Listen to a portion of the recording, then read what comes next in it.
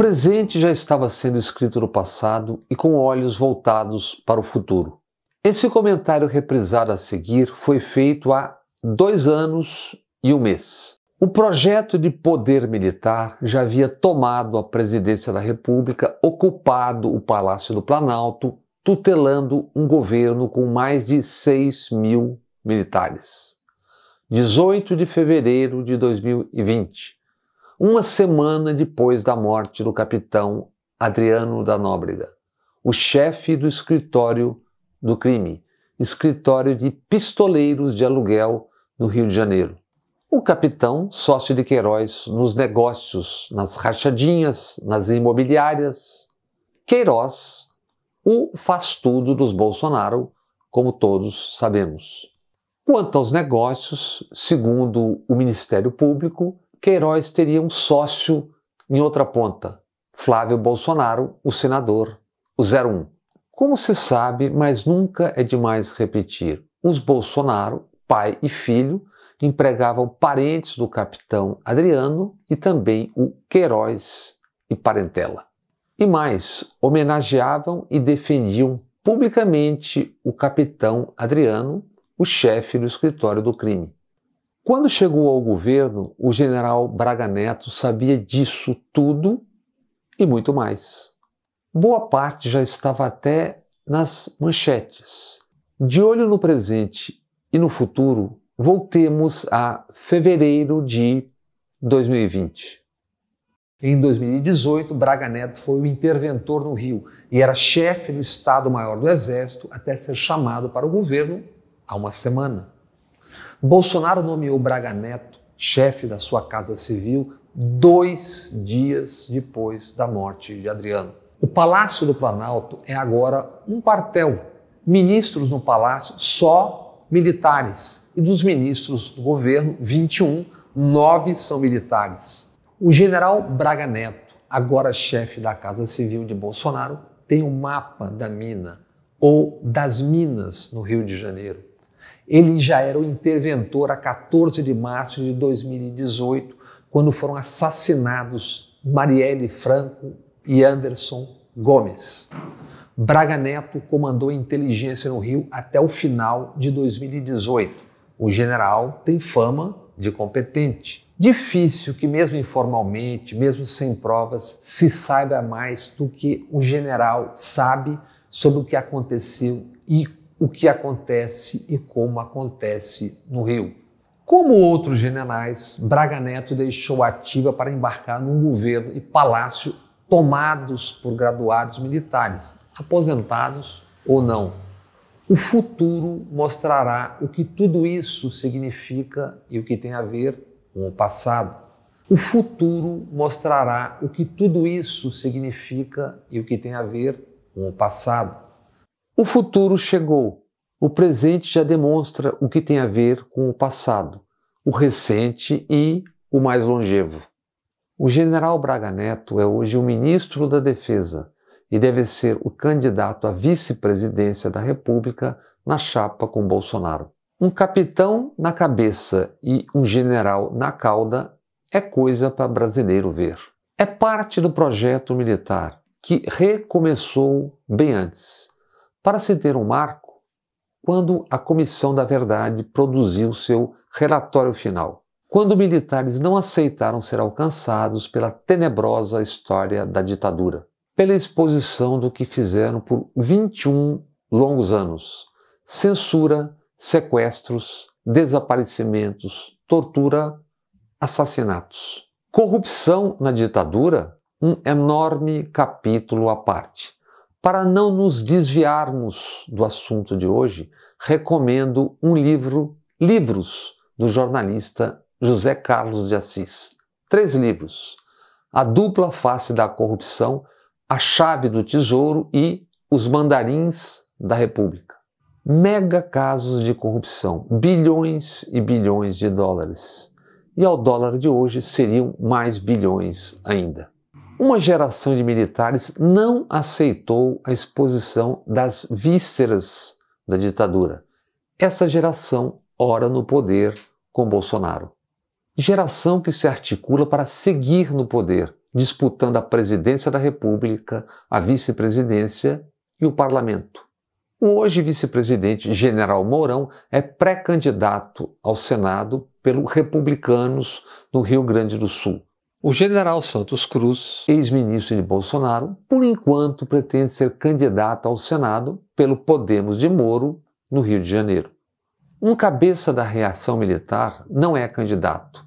O general Sérgio Etchegóin, ex-chefe do Gabinete de Segurança Institucional na presidência de Michel Temer.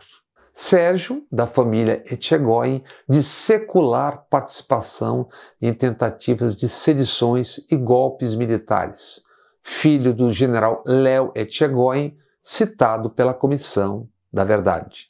Léo e o irmão Ciro, citados entre outros 300 militares por, de alguma forma, envolvimento com graves violações dos direitos humanos, concluiu a Comissão da Verdade. Sérgio Etchegóin publicou dura nota contra a Comissão da Verdade. Foi o único general, então na ativa, a se manifestar pública e diretamente sobre os trabalhos da comissão. Léo Etchegóin, pai de Sérgio e irmão de outros 2 oficiais do Exército, Ciro e Alcides. Alcides, o mesmo nome do pai dos 3 e avô de Sérgio. Alcides Etchegóin, avô, começa a entrar na história em 1926 na Coluna Relâmpago, tentativa de levante militar para impedir a posse de Washington Luiz. Alcides seguiria na história na Revolução de 30, depois como substituto do famigerado Filinto Miller, como chefe da polícia do então Distrito Federal, o Rio de Janeiro. Alcides assinou o Manifesto dos Brigadeiros contra o presidente da República, isso na véspera do suicídio de Getúlio Vargas. E estava na articulação para impedir a posse de Juscelino Kubitschek e João Goulart em 1955. 60 anos depois do avô Alcides, Sérgio Etchegóin entraria para a história na articulação para derrubar o presidente da República. Ele e o então comandante do Exército, general Vilas Boas, foram consultados por Temer um ano antes da queda de Dilma Rousseff.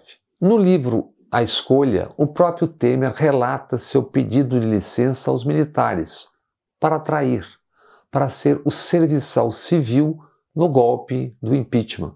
É a história implacável. Estão todos aí, como o hoje vice e pré-candidato ao Senado, Hamilton Mourão. Mourão, demitido da chefia do Comando Militar do Sul em outubro de 2015, por criticar a presidente Dilma e anunciar o despertar de uma luta patriótica. A luta patriótica deu nisso aí, esgotos a céu aberto em que estamos metidos até o pescoço. Num revolucionário programa educacional, oficiais da reserva mordem bônus de 30% sobre os salários pendurados em escolas cívico-militares e, em nome de Bolsonaro, o ministro da Educação Milton Ribeiro distribui dinheiro público para pastores e igrejas. A minha prioridade é atender primeiro os municípios que mais precisam e segundo, atender a todos os que são amigos do pastor Gilmar. Não tem nada com o Arildo e tudo com o Gilmar. Está entendendo, Gilmar? Sim, senhor. Ele também escuta, ele escuta. Então, o Gilmar. Obrigado. Que foi um pedido especial que o presidente da República fez para mim sobre a questão do Gilmar, apoio. Então, o apoio que a gente pede não é segredo, isso pode ser publicado. É apoio sobre a construção das igrejas. Com o presidente da República atiçando a invasão definitiva da Amazônia, das terras indígenas país afora, liberando garimpo e agrotóxicos numa escala de extermínio. E no comando da Operação Suja na Câmara dos Deputados, Arthur Lira, o Iamã. Câmara agora querendo caçar o direito das mulheres na política. eles são, todos eles, misóginos. O presidente da República blindando a si e sua família ao afastar na Polícia Federal os que os investigam e ao nomear os que os defendem. E mais, com já 2 ministros no Supremo Tribunal Federal e com o Procurador-Geral Aras Arando, com militares no comando de todas as estatais que têm poder e dinheiro, com militares envolvidos no que vimos no Ministério da Saúde, sob o general então na ativa Pazuello, que depois de tudo aquilo que assistimos estarrecidos, decidiu, enfim, deixar de ser general da ativa. Agora na reserva, a dúvida: será candidato a deputado federal ou senador?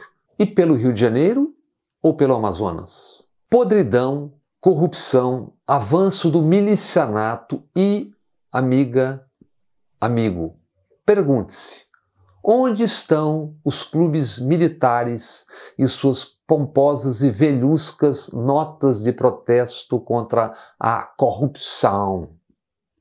Hipócritas. Cadê as manifestações verde-amarelas com aquelas espetaculares e orgulhosas demonstrações de ignorância? Cadê protestos contra a corrupção e a baderna? Um genocídio chegando a 666 mil mortes por criminosas omissão e incompetência é baderna pouca? Cadê botas, fuzis, medalhas, discursos grandiloquentes sobre ameaças à pátria? O general Braga Neto governou o Rio de Janeiro em 2018 como interventor. Teve à disposição todos os serviços de inteligência, de informação das Forças Armadas e das polícias. O general Braga Neto chegou ao governo Bolsonaro e ao palácio em silêncio, como se não soubesse de nada. Agora é o ministro da Defesa, como se não soubesse de nada. O anunciam candidato à vice-presidência da República, com todos fingindo acreditar que ele nada sabe. Nada viu, nada ouviu, nada disse. Em 4 anos, o grande salto.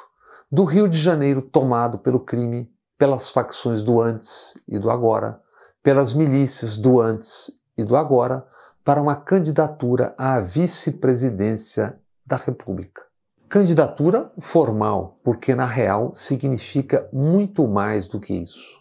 Até quando esse estrondoso e bandeiroso silêncio? Até quando a farsa? Fingir não saber que o presente já estava sendo escrito no passado e de olho no futuro.